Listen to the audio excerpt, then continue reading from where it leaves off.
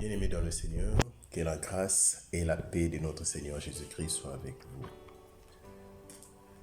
Nous allons lire ensemble Genèse chapitre 32 à partir du 4e verset. Jacob envoie devant lui des messagers à son frère Ésaü dans le pays de Séir, dans le territoire d'Édom. Il leur donna cet ordre: vous transmettrez ce message à mon seigneur Ésaü. Voici ce que dit ton serviteur Jacob.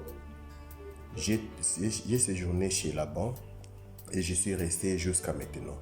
J'ai 2 bœufs, 2 ânes, 2 brebis et des serviteurs et des servantes. Et j'envoie 2 messagers te l'annoncer, mon Seigneur, pour trouver grâce à tes yeux. Le messager revint vers Jacob en disant: nous sommes allés trouver ton frère Ésaü. Il marche à ta rencontre avec 400 hommes. Jacob fut très effrayé et saisi d'angoisse. Il partagea en 2 camps ceux qui étaient avec lui, le brebis, le bœuf et le chameau. Amen.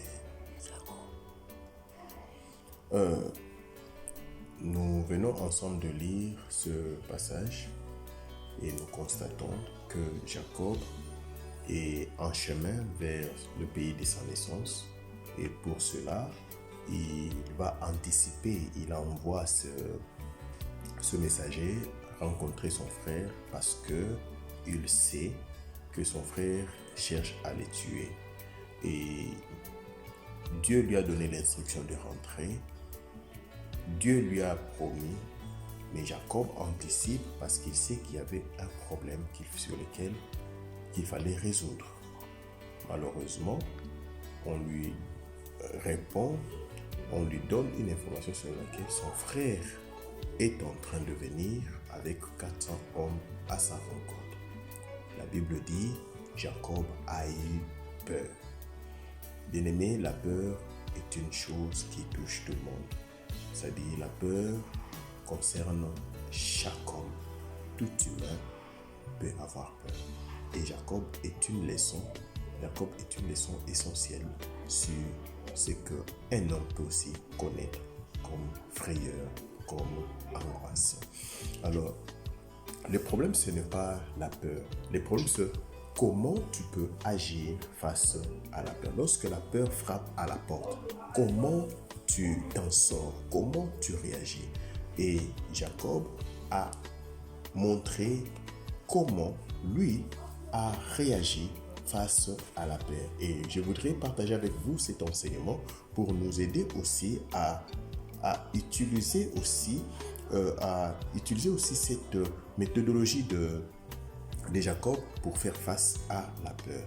La première des choses, il a reconnu, il n'a pas nié, il ne s'est pas fait un super homme, il n'a pas nié, il a reconnu sa peur. La deuxième des choses que je retiens, c'est que Jacob a agi en tant qu'humain avec sagesse pour limiter les dégâts. Comprenez qu'il a divisé son camp en 2, il a divisé tout ce qu'il avait en 2. Pourquoi? Parce que il voulait jouer à la prudence. Je te prie aussi d'avoir la sagesse d'agir pour limiter les dégâts lorsque la peur frappe à ta porte. Jacob ne s'est pas limité par là. Au-delà de tout, il a compris que la sagesse humaine est une sagesse qui est très limitée. C'est une sagesse qui est très éphémère. Alors Jacob va aller chercher Dieu. Il va porter ses faiblesses, il va porter son souci, son problème auprès de Dieu. Et Dieu va lui donner la solution. Laisse-moi te dire, le Dieu que tu pries, le Dieu que nous cherchons, c'est un Dieu qui répond à nos prières. Jacob a présenté la situation. Il a commencé par la prière, il a fini par la prière et il s'est basé par la parole de Dieu. Et Dieu s'est souvenu de lui. Dieu a restauré sa relation avec Ésaü et Dieu a béni Jacob. Que le Seigneur te bénisse.